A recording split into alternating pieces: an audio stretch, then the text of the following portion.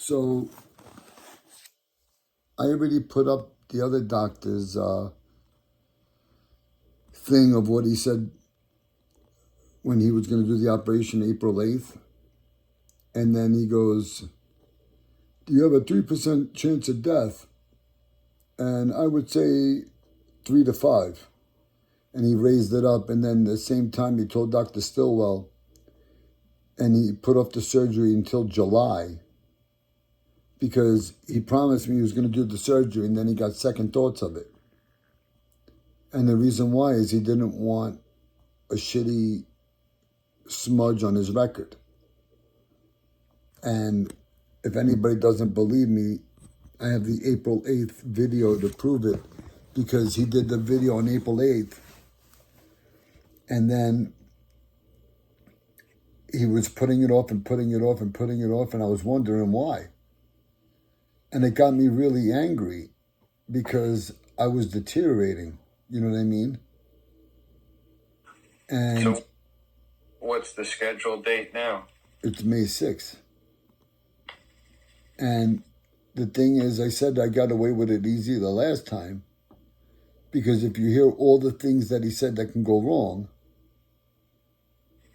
all the things that he said can go wrong compared to what did go wrong.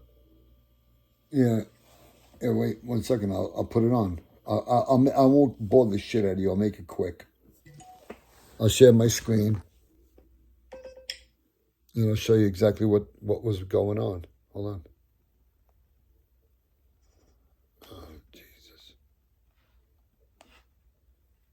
1 second.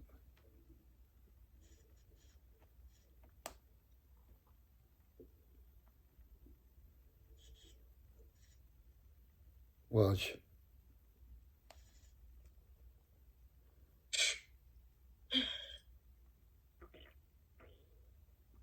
Here's what went on the last time. This really sucked because I thought the guy was doing me a favor. I guess he did. But look at the position I'm in now. What's fucked up is that he gave me a 2-year stay of execution. But instead of spending it with my girls, I spent that 2-year stay of execution by myself, miserable that I wasn't with them. You know, talk about the power of brainwashing. I mean, for what it's worth, I documented things. Like the way she made the kids, like the kids went from never asking for anything when we would go out, what 6-year-old kid tells you they don't want nothing from Toys R Us when you go there to buy a gift for a family member? If you ask Linda or Andrea if they ever wanted anything, they would say, no, Santa gets me everything that I need. And I used to practically be in tears when they would tell me something like that. And then when Andrea heard me talking about money, Linda too, she heard me talking about money once, about some customer that didn't want to pay. And she goes, don't worry, Daddy, I got money in my piggy bank. And then Andrea heard the same thing about me and Cammie once, which she definitely should not have been exposed to. And Andrea says the same thing, Daddy, if you need money, I got money in my piggy bank. That's a father that's proud of his kids, you know what I mean, about the job he did raising them and loving them and caring for them. You know, and, you know, anyway, it's not about a bash Cammie thing. I mean, she's sick and I feel bad. I feel bad for her more than anything. You know, she's a product of what she grew up in. And I never grew up in that. But here's what Dr. Griffin had to say. I'll make it quick. Dr. Bowden here. It's Friday, so, like we talked about, I realize the situation that you're in, and I certainly acknowledge the fact that this is a tough spot, and we really don't have a great amount of evidence and data to help guide us. So a lot of this is based on feel. You're talking to the psychiatrist today. You're going to talk to the palliative care doctors. You're going to talk to the endocrinologist. You're going to talk to the anesthesiologist. We're going to come up with a plan together whether surgery is the right thing for you. I agree that I think you are in a really tough spot, and I don't see you getting better on your own. I wanted to show you your film so that you understand kind of the extent of what we're going to be doing here. So first of all, the screws at C2 and C3 have actually ripped out of your neck. So this is not even connected to anything. And then on the other side, the screw is still in the bone, but it's come disengaged from the rod. So, this is the reason that your neck is pitching forward. Additionally, you have these compression fractures, which are just a few levels below. So this is T2, this is T3, T4, T5. Now T6 is really bad. T7 has a compression fracture. T8 and T9 have a compression fracture. So we're talking about the next normal level being T10. So the extent of your surgery is potentially the occiput, the base of the skull, all the way down to T10. Okay, so I want you to look. This is over half of your body that we're going to have to secure with metal screws and rods. It's really the only reasonable chance that we have to try and stabilize everything. I think the most important thing for you to do is to understand that doing the surgery part is not the hard part. That's probably the easiest thing that I can do. The issue is going to be how you do under anesthesia and how you recover after surgery. So I want to show you something. This is from the American College of Surgeons Surgical Risk Calculator, okay? This is probably not even a realistic capture of the numbers for you. So they basically are quoting a risk of complication of 35%. 100% you're going to have some complication, okay? So whether it's a pneumonia, whether it's difficult pain control, blood pressure control, infection, urinary tract infection, blood clot in your leg, renal failure, you're going to have one of those. So 100% chance of some complication, okay? They're saying about a 3% risk of death. I think I would probably estimate 3 to 5%. I think that that's reasonable. This is discharged to nursing and rehab facility at 70%. That's 100% because that's where you came from. And the length of stay in the hospital, you can see, is very long. We're talking about, weeks in the hospital. So this is serious stuff. And, I want you to be honest with the psychiatrist. I want you to be honest with yourself. I want you to be honest with Rob and the rest of your family. Really think about whether this is something that you want to embark on. There's going to be no undo button here. And I understand that you have a difficult time living in the situation that you're in now, but things could always be worse. And so I'm not saying that they will be. I want to do everything I can to help you, but I want to make sure that we're all on the same page. This is going to be a really, really rocky road.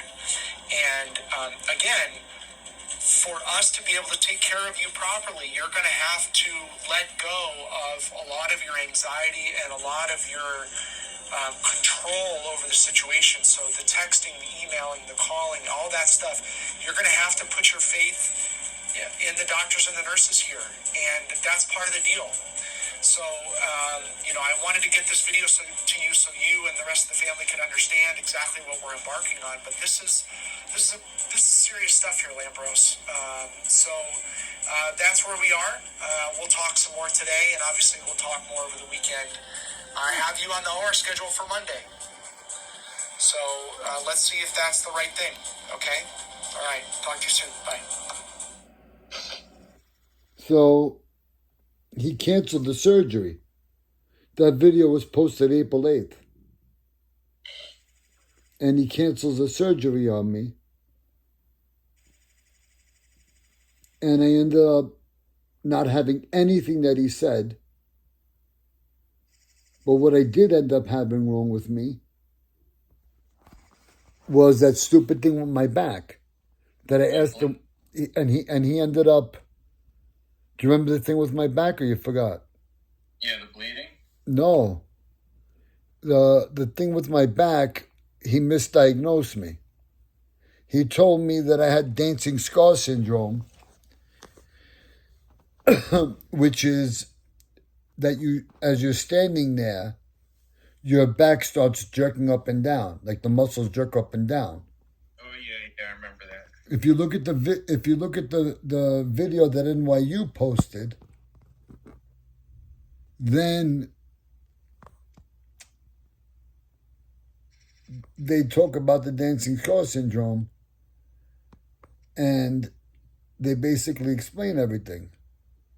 Now, me, in my situation now, it's not dancing scar syndrome. Between the C5 palsy, where the guy took out my arm, and my scoliosis and my back being so warped, the muscles are moving around only when I go to lift my arm. So this jerk off even diagnosed that.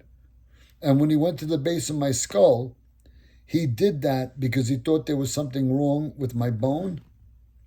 In the meantime, Steve, check this out.